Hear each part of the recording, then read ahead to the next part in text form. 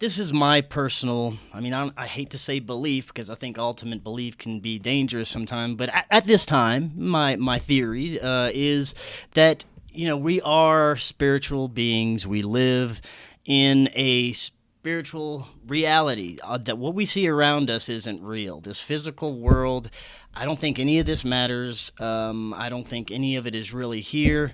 I think that there is a whole other spectrum just beyond our ability capability to see, where life exists, and that's where the true real world is, and that's where a lot of these wars are being fought behind the scenes.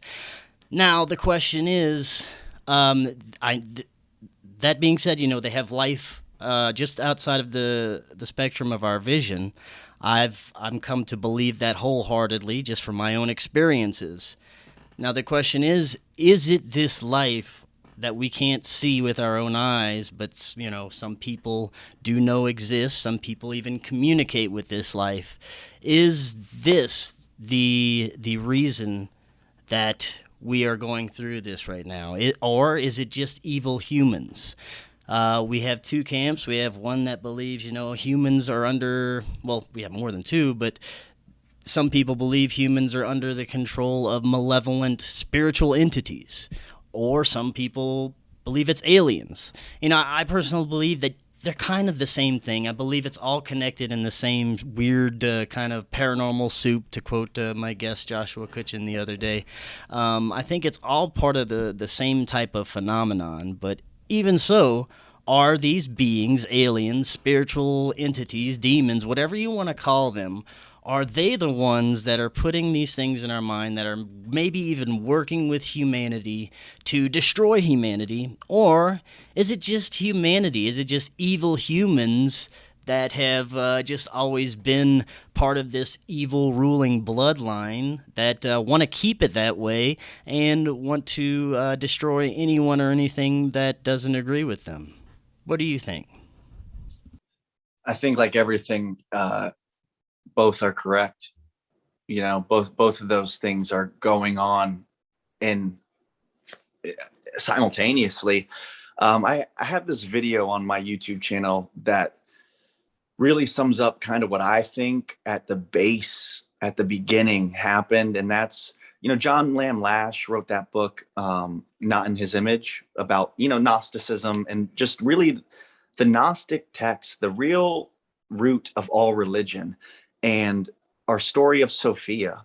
And that's what I think is really going on, is that Sophia seems to be the black cube of, say, it's the GameCube, it's the Xbox, it's the reality generator, it's the machine. And this machine, that's Sophia, that's Mother Earth, that is the matrix, which means the womb, the birth canal, the birthplace. That's where all of this happens. So Sophia, in her creation and in her becoming and in her dreaming, she created the archons. The archons were led by the demiurge, who is like the architect in the matrix. He's the god of the Bible, especially the Old Testament. He is Yahweh, the demiurge, the Lord of matter. And the Lord of matter had his archons. The Lord of matter is called El, electromagnetic. Everything here is electromagnetic. Ghosts are electromagnetic. We are electromagnetic. Vibrations, frequencies. So these archons are led by their Lord El. That's why all the angels are all Michael, Gabriel, Raphael, and Jesus was even Emmanuel. They were all aspects of the demiurge. They originally believed, which is what I believe, that the planets are really spheres or states of being. And in order to ascend to source, back to the eternal, we all need to transcend through the 7 planetary spheres, which are our planets, in order to get out of this matrix, out of this material reality. Now, through word etymology, all of these archons, all of our planets are named after gods. All of these gods are rulers or gods over certain aspects of the psyche. So Mars, for example, it might be a real planet. It might have been the birthplace of Adam, the Adamic man, the man of red clay. I know all of these narratives, but just for this purpose, psychologically, Mars is a state of war. It's a warring time, bloodshed. When we go through battles, whether it's with ourselves or with others, that's definitely a stage of life, and it's a stage of becoming. So I think the planets might just be the origin point of a certain vibration or frequency that puts us into a state of perspective. And we all need to learn how to ascend through these trials, whether it's Saturn with time and learning how to control our own use of time and our own perception of time and how we live in time. We have to do that to transcend these archons, these dark forces. Those who don't become ruled by them. Our politicians, our political people, they're ruled by Mars or Apollo. You know, Trump, for example, he was one who was very aligned with the symbolism of Yahweh and Apollo, gold, the eagle. Some people are aligned with the serpent or the dragon, like China. So you could definitely see which humans are ruled by which archons or gods or energies, what I would call them, states of perspective or being. And so I think it's both. I think it's humans, but humans, we might just be avatars in the game of Minecraft, you know? And that's why our prayers go unanswered, is that we're all screaming and just grinding in World of Warcraft and screaming that we lost all of our tokens and screaming that our player's going to die because he just got vaccinated in a simulation. You know, I'm a father. If my kids were crying over Minecraft, I'd just be like, guys, it's not real. More than likely, that's what's going on. But but the Gnostic teachings, to bring it all back, they believed that knowledge of self and knowledge of that, what we just talked about, is redemption. That's all you need. And that is the Jesus archetype, the truth teller, the way shower, the fisher of men. So with the power of the archetype, the metaphor, and the mythology, we can become more than ourselves. And I think we can finally get out of here and not have to repeat the Groundhog Day. That's life. That's very well said. And a simulated video game is one of the top theories for me that about our existence. Even when you look at alien abductions and contact cases, it seems like there are beings of extreme high intelligence that could have complete control over us if they wanted, and they are checking up on us. If not a simulation, we're some kind of strange experiment for extremely advanced beings. You know, that's one of my other top ones. So we live in really fascinating times right now just to look at what's coming out and the way people are reacting. And I know that people in my circle are becoming more enlightened. People that I already know are awake to this, they're becoming more awake and they're becoming more uplifted. And that's great to see people that are already in this community becoming more awakened and realizing more of what's going on. And that's one great thing that I really do see occurring right now. And people stepping up into their selves. You know, it even happened for me, you know, with this show. I was stuck at a terrible job that I hated, you know, working 40, 50 hours a week, barely having time to do this, but this was my passion. And I said, you know what, if I'm supposed to be doing this, I'm supposed to be doing this. I quit the job, moved somewhere beautiful, and I'm paying my bills. So that's, you know, paying my bills, doing something I love. So that's just the best thing that I think could have happened, you know, by following what I think I'm supposed to be doing. And you talked about that earlier. Yeah. You know, and one, I applaud you for that. I know how hard, the journey of self is. That's what this whole book that I'm writing is about. And what you've done is the process of individuation. It is alchemy. It's turning what was once lead into gold. And like you said, I agree with you that now's the time to use what's already been given to start creating and make more like what you've done, where you really, it's all here. We know the information. It seems we're almost stuck in this limbo where no new information is really coming out. It's just revelations, there's just a revelation of the method kind of. So all of us need to just use what we already have and put it towards our purpose and our own little portion of destiny and doing that better.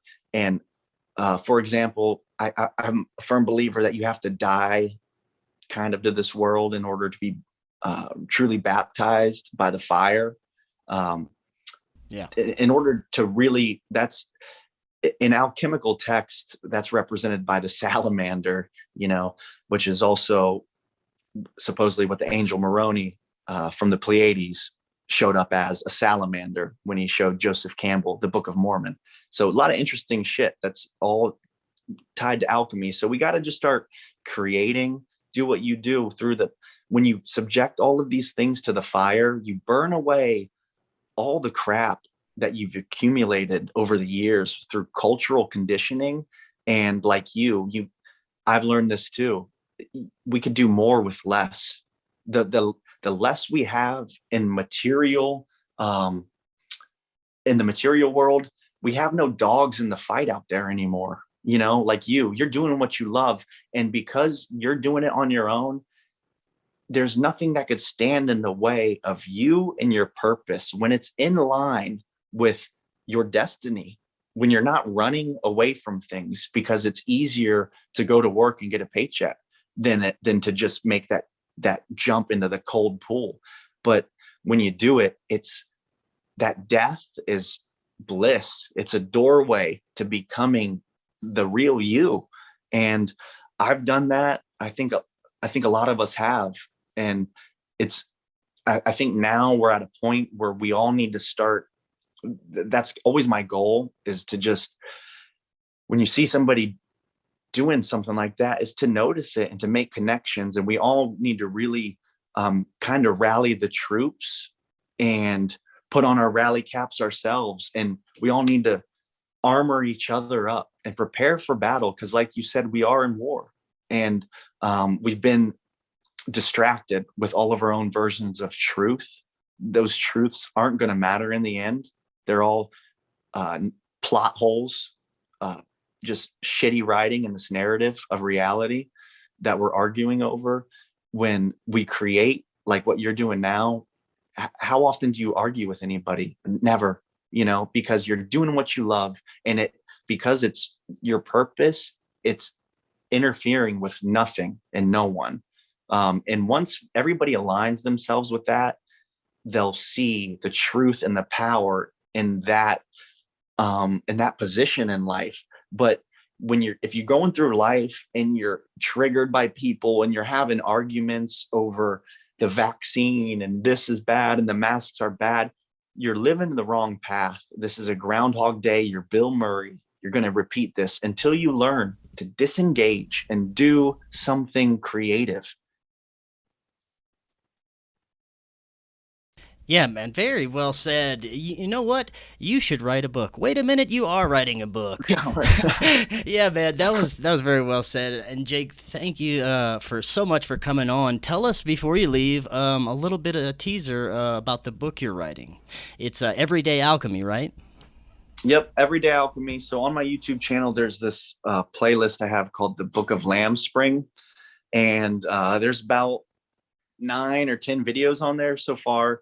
I'm trying to just make each chapter is referencing a plate that is a stage in alchemy and psychological terms. Carl Jung called it individuation, but really it's just becoming your true, authentic self. When you go through trials and tribulations, we're all going through them right now. We're all being tested. When you face it head on through love, and you don't just try to fight it and conquer it, but you really try to learn the lessons. That's alchemy. That's individuation. That's what psychology, self-help books, that's what all of that is meant to do is to get you in contact with the overarching collective of consciousness, the shadow. And this is presented to us only through the dark, controlled side, like Netflix, like showing us The Exorcist. So we think only the Catholic Jesuit priest can save us. They're all programs. We need to look at the metaphors individually. That's why you can read the Bible at any time in your life and relate to a different character, because even the Bible is an alchemical text on becoming one person, from Judas to Jesus, I would say. There's an archetype and behavioral pattern of human character in each symbol we see.